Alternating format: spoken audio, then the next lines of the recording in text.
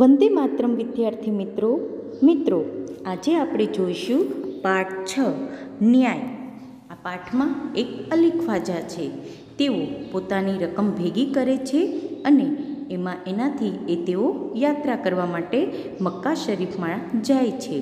ત્યાં યાત્રાએ જતાં પહેલાં એની પાસે જે કંઈ સોના મોહરો છે, જે કંઈ જમાપૂંજી છે, એ અડધી યાત્રા માટે લઈ જાય છે અને અડધી તેઓ પોતાના મિત્ર વાજિદને ત્યાં મૂકી જાય છે. યાત્રા કરીને પાછા આવે છે તો એને પોતાની સોના મહોરો નથી મળતી અને તે ન્યાય માટે કાજી પાસે અદાલતમાં જાય છે. ત્યાં પાક્કા પુરાવા ન હોવાને કારણે અલી ખ્વાજાને ત્યાંથી પણ નિરાશ થઈને પાછું આવવું પડે છે. અંતે તે ખલીફા પાસે જાય છે અને ત્યાં એક હોશિયાર છોકરા હસનની મદદથી તેમને ન્યાય મળે છે. આવી કંઈક વાત આપણે આ પાઠમાં જોવાની છે. જુઓ, અહીં પીળા રંગના બોક્સમાં પાઠની પ્રસ્તાવના આપી છે. એ પ્રસ્તાવનાથી આપણે પાઠનું ભાષાંતર શરૂ કરીએ. ઇસ કહાની મેં ચાતુર્ય કી બાત હૈ. આ વાર્તામાં ચતુરાઈની વાત છે. એક મિત્ર યાત્રા પર जाते वक्त अपने सोना मोहरे मित्र के यहाँ तेल के डिब्बे में छुपा के जाता है. एक मित्र યાત્રા પર જાતા સમયે પોતાની સોના મોહરો તેના મિત્રના તેલના ડબ્બામાં છુપાવીને જાય છે. યાત્રા સે વાપસ આને પર ઉસે અપની સોના મોહરે નહીં મિલતી હૈ. યાત્રા પરથી પાછા ફરતા તેમને તેની સોના મોહરો મળતી નથી. વહ કાજી સે ફરિયાદ કરતા હૈ. તે કાજીને फरियाद करे छे. अंत में हसन नाम का एक लड़का अपनी चतुराई से सच्चा न्याय करके अली ख्वाजा को मोहरे वापस दिलवाता है. अंते हसन नामनो एक होशियार छोकरो जेनी चतुराईथी साचो न्याय थईने अली ख्वाजाने तेने तेनी मोहरो पाछी अपावे छे. यह रोचक कहानी न्याय और बुद्धिमत्ता की झलक देती है. આ સરસ મજાની રસપૂર્વકની જે વાર્તા છે તેમાં ન્યાય અને બુદ્ધિમત્તાની ઝલક આપણને જોવા મળે છે. હવે જોઈએ આપણે પાઠ. पुराने ज़माने में इराक की राजधानी बगदाद में एक व्यापारी रहता था. नाम था उसका अली ख्वाजा. પહેલાંના જમાનામાં ઈરાકની રાજધાની જે બગદાદ છે તેમાં એક વેપારી રહેતા હતા અને તેનું નામ अली ख्वाजा.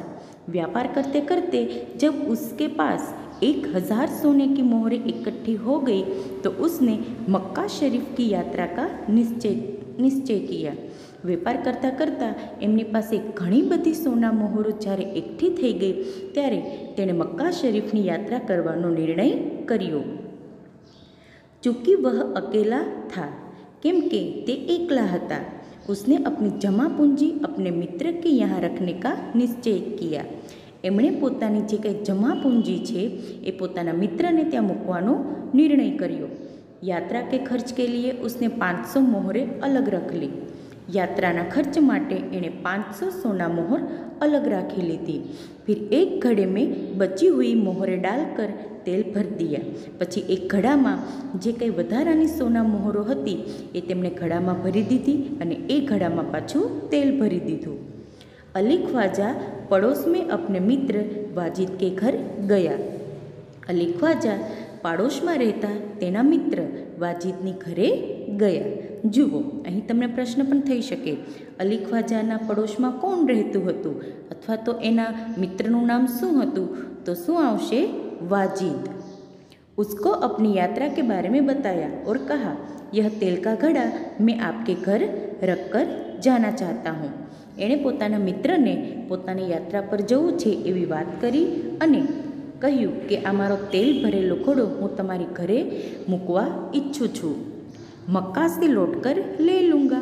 मक्का એટલે કે યાત્રા તરફથી હું પાછો આવીશ ત્યારે હું લઈ લઈશ. वाजिद ने अपने तय खाने की चाबी उसे देते हुए कहा कि आप अपना घड़ा तय खाने में रख आइए और जब आप लौटे तो उस स्थान से ले लीजिए. તેના મિત્રએ તેને કોઠાર રૂમની ચાવી આપતા કહ્યું કે તમે ત્યાં મૂકી આવો અને જ્યારે પાછા આવો ત્યારે ત્યાંથી જ તમે લઈ લેજો. અલી ખ્વાજા ઘડા રખકર યાત્રા કે લીએ નિકલ ગયા. અલી ખ્વાજા ત્યાં એ તેલથી અને સોના મોહરથી ભરેલો ઘોડો મૂકીને યાત્રા માટે નીકળી ગયા. એક દિન વાજિદ કે ઘર દાવત થી. એક દિવસ વાજિદના ઘરે દાવત હતી. દાવત એટલે કે સારું સારું જમવાનું. तरह तरह के पकवान बनाते हुए तेल खत्म हो गया. जात जातना पकवान बनावता बनावता तेल पूરું થઈ ગયું. रात का समय था. रातનો સમય હતો. वाजिद की बीवी अपना सिर खुजलाने लगी. वाजिदની पत्नी माथું ખજવાળવા લાગી. तभी उसे अली ख्वाजा के तेल के घड़े की याद आई. ત્યારે એને અલી ખ્વાજા પોતાની ઘરે જે તેલનો ઘોડો મૂકી ગયા છે તે યાદ આવ્યું. उसने वाजिद से कहा, आप तहखाने में से रखे तेल के घड़े से थोड़ा तेल निकाल लाइए. તમે તેલના ઘડામાંથી થોડુંક તેલ કાઢીને આવો. इस समय बाजार तो बंद है. આ સમયે બજાર તો બંધ છે. कल सुबह बाजार से नया तेल लाकर घड़े में भर देंगे. काले सवारे बजारમાંથી નવું તેલ લાવી અને ઘડામાં ભરી દઈશું. ખ્વાજા આજ રાત ही आकर तो तेल नहीं मांगेंगे. હવે અલી ખ્વાજા ક્યાં અત્યારે રાત્રે આવીને જ આપણી પાસે તેલ માંગવાના છે. આવી વાત વાજિદની પત્નીએ એના પતિ વાજિદને કરી. बीवी की बात सुनकर वाजिद तहखाने में ગયા. પોતાની પત્નીની વાત સાંભળીને વાજિદ જે છે એ જમીનની નીચે જે રૂમ છે ત્યાં ગયો. જમીનની નીચે રૂમ એટલે કે એને તહેખાનું કહેવાય છે. હવે કોઠા રૂમ હોય અથવા તો વધારાનો સામાન મૂકવાની જે જગ્યા હોય એને હિન્દીમાં तहखाने कहवाई છે. जब घड़े की सील खोलकर तेल निकालने लगा तब घड़े में से सिक्कों की आवाज़ आई. જ્યારે વાજિદ પેલો જે અલી ખ્વાજા ઘડો મૂકી ગયા છે એનું સીલ તોડી એમાંથી તેલ કાઢવા માંડ્યો ત્યારે એમાંથી કેટલીક સોના મોહરો છે એવો અવાજ આવ્યો. ઉસે લગા કે ઘડે મેં તેલ કે નીચે કુછ હે.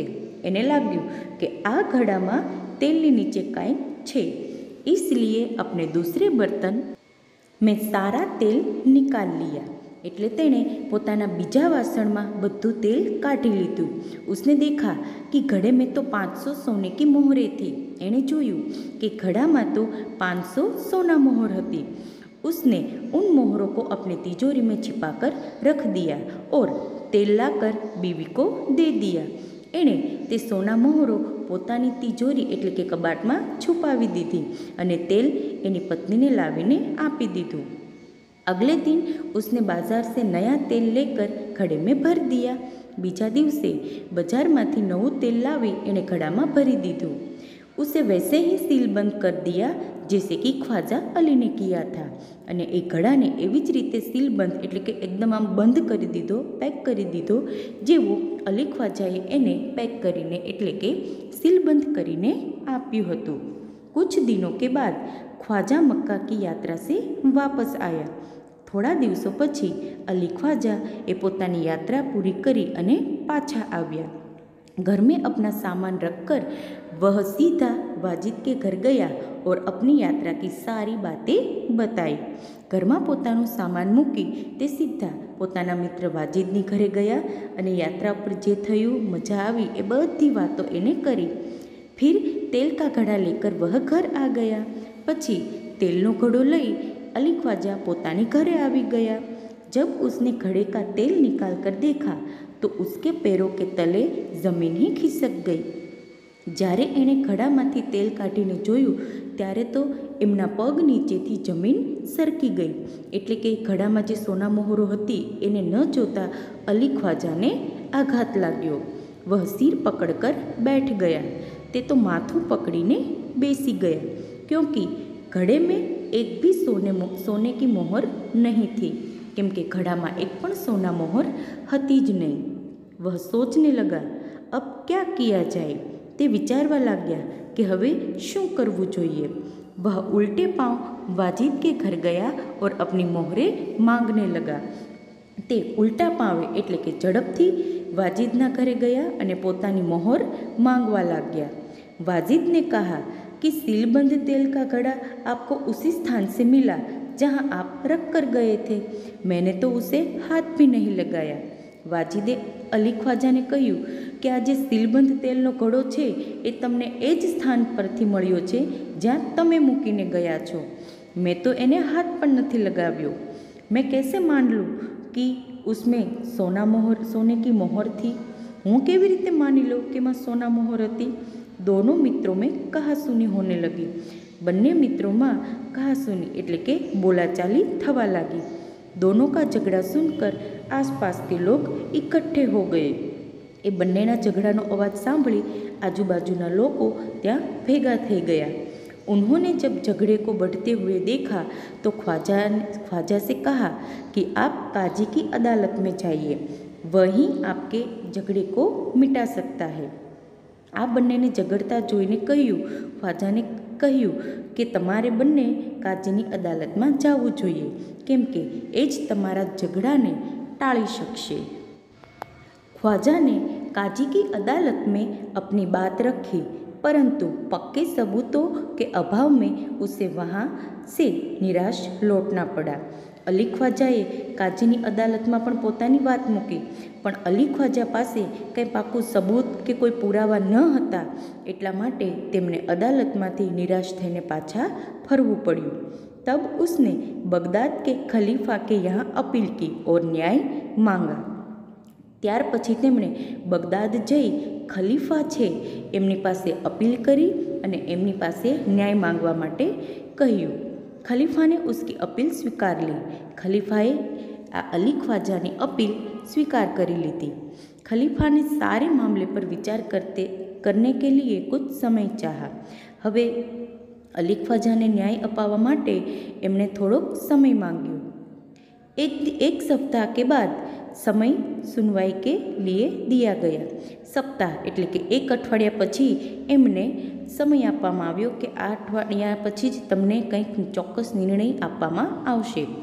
ख्वाजा और वाजिद का किस्सा अब प्रख्यात हो गया था। अली ख्वाजा अने वाजिदना वच्चे जे झगड़ो हतो ए घटना एक किस्सो हवे खूब ज प्रख्यात थई गयो हतो। खलीफा एक दिन अपना भेष बदलकर शहर में घूम रहे थे। आज खलीफा छे ए एक दिवस वेश पलटो करीने आखा शहर में फरी रह्या छे। तभी उन्होंने कुछ लड़कों को न्यायालय का खेल खेलते हुए देखा। आज खलीफा छे ए ज्यारे शहर में फरता हता त्यारे ज एमणे केटलाक छोकराओने अदालतनी रमत रमता जोया। वह छिपकर उनका खेल देखने लगे। तेओ छुपाईने तेनो खेल जोवा लाग्या। उन्हें लगा कि जो लड़का न्यायाधीश बना है बड़ा समझदार है। खलीफाने लाग्યું કે રમત રમતમાં આ જે છોકરો જજ બન્યો છે, જે ન્યાયાધીશ બન્યો છે તે ખૂબ જ સમજદાર છે। वह जिस तरह न्याय कर रहा है बिल्कुल ठीक है, તે बराबर योग्य છે, સાચું છે। इसलिए उन्होंने उस लड़के को अपने पास बुलाया और उसका नाम पूछा। એટલા માટે જ એ ખલીફાએ એ છોકરાને પોતાની પાસે બોલાવ્યો અને તેનું નામ પૂછ્યું। लड़के ने कहा, मेरा नाम हसन है। ए छोकराए કહ્યું, મારું નામ હસન છે। खलीफा ने कहा, मैंने तुम्हारा खेल देखा, तुम बहुत समझदार हो। खलीफाए કહ્યું એ હસનને કે मैं तारी रमत જોઈ, तू खूब ज समझदार छो। कल हमारे दरबार में आना, तो काले मारा दरबार में आवजे। अगले दिन खलीफा के दरबार में अली ख्वाजा, वाजिद और हसन उपस्थित हुए। बीजा दिवसे खलीफाना दरबार में अली ख्वाजा, वाजिद अने पेलो छोकरो हसन ए त्रणेय हाजर थया। खलीफा ने हसन से कहा कि तुम इन दोनों के झगड़े का किस्सा सुनो और बताओ कि इनमें से कौन सच बोल रहा है। खलीफाए हसन ने કહ્યું કે તું આ બંનેના ઝઘડાને સાંભળ અને મને બતાવ કે આ બંનેમાંથી કોણ સાચું બોલે છે। हसन ने दोनों की बातें ध्यान से सुनी। हसने ए बन्नेनी बात खूब ज ध्यान थी सांभળી। फिर उसने 2 तेलियों को बुलवाया। पछी तेणे 2 तेलियोने बोलाव्या। तेलियो एटले के जे तेलनो व्यापार करे छे ए। थोड़ी देर में 2 तेली आ गए। थोड़ी ज वार में 2 तेलियो पण आवी गया। हसन ने उनसे कहा, आप इस घड़े के तेल की जांच कीजिए और बताइए इस घड़े में तेल कितना पुराना है। हसने કહ્યું કે તમે આ ઘડામાં રહેલા તેલને પરીક્ષણ કરો, તપાસો કે ઘડામાં રહેલું તેલ એ કેટલું જૂનું છે। दोनों तेलियों ने बारी बारी से तेल को देखा, सूंघा और चखा। એ બંને તેલીઓએ ઘડાની અંદર જે તેલ છે એ વારાફરતી એ તેલને જોયું, સૂંઘ્યું અને થોડુંક તેલ ચાખ્યું। ફિર અપના નિર્ણય દિયા। પછી એ બંને તેલીઓએ પોતાનો निर्णय आप्यो। घड़े का तेल 2 महीने पुराना लगता है, इससे ज़्यादा नहीं, वे बोले। ते बन्ने तेलीओए कह्युं के आ घड़ामानुं तेल छे ए 2 महीना जूनुं छे, एनाथी वधारे जूनुं नथी, आवुं ते बोल्या। तेलीओ की बात सुनकर वाजिद तो घबरा गया। હવે આ તેલીઓની વાત સાંભળીને વાજિદ તો ડરી ગયો, ગભરાઈ ગયો, કેમ કે સોના મોહરો તો એણે જ લીધી હતી અને આ જે તેલીઓ છે એમણે ઘડામાંના તેલનું સાચું પરીક્ષણ કરીને પોતાનો નિર્ણય આપ્યો હતો। अली ख्वाजा खुश होकर बोल पड़ा, हुजूर मैं तो 6 महीने पहले मक्का की यात्रा करने गया था। एने अली ख्वाजा एकदम खुश थईने बोल्या कि हुजूर हूँ तो 6 महीना पहला मक्कानी यात्रा करवा गयो हतो, तभी मैंने तेल खरीदा था, त्यारे ज मैं तेल खरीद्यु हतुं। तेलियों और अली ख्वाजा की बात सुनकर सबको वास्तविकता का ज्ञान हो गया। तेलियों अने अली ख्वाजानी बात सांभळीने बधाने वास्तविकता परनुं ज्ञान थई गयुं, एटले के बधाने साची वातनी जाण थई। खलीफा को न्याय के लिए सबूत मिल गया था।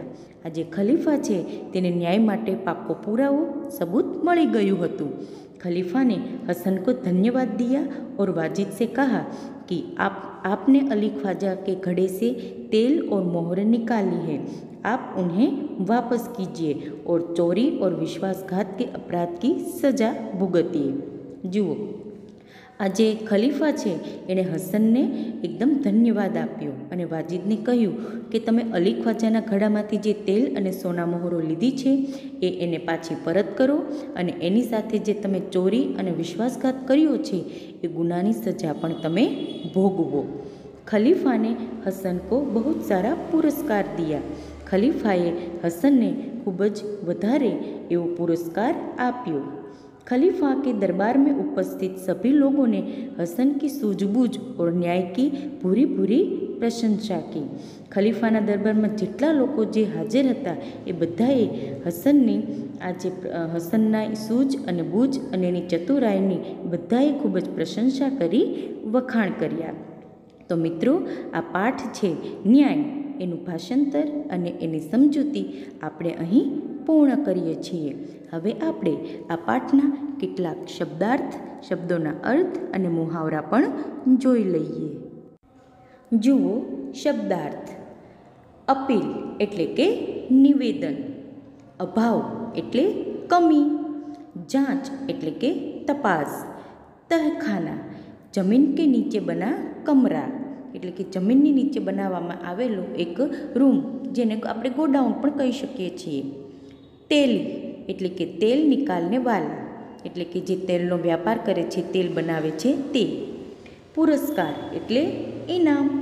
ભૂરી ભૂરી એટલે કે ખૂબ સારી, ઘણું બધું। મોહર એટલે કે સિક્કા। વાસ્તવિકતા એટલે સચ્ચાઈ, સત્ય। વિશ્વાસઘાત એટલે ધોખા દેना, दगो देवो। सबूत किसी बात को सिद्ध करने का प्रमाण, कोई बात ने साची छे एवं साबित करवा माटेनुं प्रमाण, जेने सबूत कहे छे। सजा भोगना एटले के दंड भोगवવો। अपराध कर्यो होय तो एनुं शुं भोगवવું पड़े? सजा अथवा तो दंड आपणे भोगवવો पड़े। सूझबूझ एटले समझदारी, चतुराई। हवे जोईए मुहावरे एटले के रूढ़िप्रयोग। सिर खुजलाना एनो मतलब शू थाय? सोचना अथवा समझ न पाना कि क्या किया जाए। જ્યારે આપણે વિચાર કરતા હોય અને આપણને ખ્યાલ ન આવે કે આપણે શું કરવું, ત્યારે ચિંતામાં આપણે આપણું માથું ખજવાળવા માંડીએ છીએ, એટલે એને કહેવાય સિર ખુજલાના। पैरों तले जमीन खिसक जाना એટલે કે આઘાત લગના, આઘાત લાગવો। कहा सुनी होना बातों की लड़ाई होना એટલે કે વચ્ચે ઉગ્ર ચર્ચા થવી। सिर पकड़कर बैठ जाना, हताश होना, निराश होना। मित्रों, અહીં આપણે પાઠ 6 પૂર્ણ કરીએ છીએ। આજે તમારે હોમવર્કમાં અહીં જે તમને તમારી વિડીયો સ્ક્રીન પર દેખાય છે એ શબ્દાર્થ અને મુહાવરે એ તમારે તમારી નોટબુકમાં સુંદર અક્ષરે લખી અને તૈયાર કરવાના છે। અને મિત્રો, હવે આપણે મળીશું આવતા વિડીયોમાં। ત્યાં સુધી આવજો।